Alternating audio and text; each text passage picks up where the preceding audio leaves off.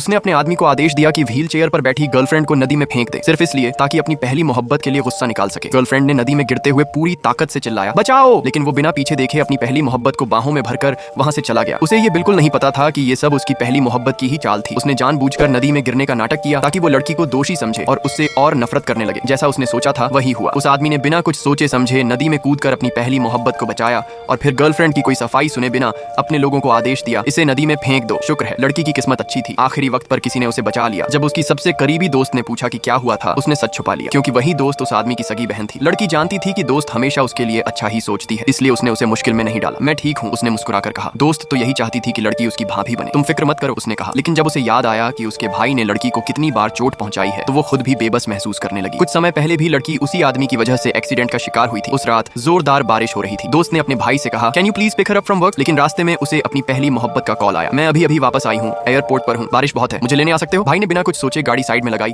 और लड़की को सुनसान रास्ते पर उतार दिया। तुम यहीं उतर जाओ। लड़की ने हैरानी से उसे जाते हुए देखा। इस सुनसान जगह पर कोई टैक्सी भी नहीं थी। उसे याद आया कि जब भी वे दोनों करीब होते, वो अक्सर उसी पहली मोहब्बत का नाम लेता था। तभी उसे समझ आया, चाहे वो कितनी भी कोशिश कर ले, उस औरत की जगह कभी नहीं ले सकती। आखिरकार उसने खुद से वादा किया, अब और नहीं। लेकिन तभी एक तेज रफ्तार कार ने उसे जोर से टक्कर मार दी। होश आने पर डॉक्टर ने बताया कि उसके सिर पर चोट आई है और उसे आंशिक याददाश्त खो बैठी है। दिलचस्प बात यह थी कि उसने सिलेक्टिवली उसी आदमी से जुड़ी सारी यादें खो दी थी। दोस्त उसके पास बैठकर पुरानी बातें याद दिलाने की कोशिश कर रही थी। तुम्हारे फोन में देखो, ये फोटो और नोट्स याद आ रहा है कुछ? लड़की ने फोन देखा और गहरी सांस ली। शायद अच्छा ही हुआ कि मैं भूल गई, क्योंकि लगता है मैंने तुम्हारे भाई से प्यार करके सिर्फ दर्द ही पाया। कुछ दिन बाद जब वो व्हील चेयर पर बैठी ताजी हवा लेने बाहर निकली, उसने देखा कि वही आदमी और उसकी पहली मोहब्बत एक दूसरे के बेहद करीब बैठे हैं। पहली मोहब्बत ने लड़की को देखते ही चाल चली। वो नदी के किनारे आई और बातों बातों में टटोलने लगी। तुम्हारे और उसके बीच अब भी कुछ है? लड़की बोली, नहीं, अब सब खत्म। तभी उसने देखा कि आदमी पास ही खड़ा है। पहली मोहब्बत ने अचानक नदी में कूदने का नाटक किया। आदमी ने ये देखा और बिना कुछ सोचे उसे बचाने कूद पड़ा। लड़की सफाई देने लगी, मैंने कुछ नहीं किया, उसने खुद। लेकिन पहली मोहब्बत ने उसकी बात काट दी और आदमी को भड़काने लगी, तुम्हें माफ कर दो, ये जानबूझकर तो नहीं करेगी। आदमी ने गुस्से में आकर हुक्म दिया, इसे नदी में फेंक दो। उस हादसे के बाद लड़की ने तय कर लिया, अब वो इस आदमी की दुनिया से पूरी तरह निकल जाएगी। अगले ही दिन उसने कंपनी में रिजाइन कर दिया। तुम जा रही हो? दोस्त ने पूछा। हाँ, मैं वापस घर जाना चाहती हूँ। उसी दिन कंपनी के सीईओ यही आदमी ने ऐलान किया कि वो अपनी पहली मोहब्बत को कंपनी का नया डिजाइन डायरेक्टर बना रहा है। लोग जानते थे कि ये पोजीशन तो लड़की की बनती थी। उसकी काबिलियत पर सबको भरोसा था, लेकिन लड़की को अब कोई फर्क नहीं पड़ता था। वो तो पहले ही जाने का मन बना चुकी थी। अगले दिन दोस्त ने उसे अपनी बर्थडे पार्टी पर बुलाया। लड़की ने सोचा पार्टी के बाद वो दोस्त को सब बता देगी, लेकिन जैसे ही वो दोस्त के घर पहुंची, उसने देखा कि आदमी और उसकी पहली मोहब्बत हॉल में बैठे हैं। वो टालने के लिए सीधा दोस्त के कमरे में चली गई। तभी पहली मोहब्बत वहां आ गई। तुम क्यों उसके पीछे पड़ी रहती हो? उसे छोड़ क्यों नहीं देती? लड़की ने समझाने की कोशिश की, मैं तो बस तुम्हारी दोस्त को गिफ्ट देने आई हूँ। लेकिन वो मानी नहीं, उल्टा दोस्त के बारे में बुरा बुरा बोलने लगी। लूसी का भाई अगर मुझसे शादी करेगा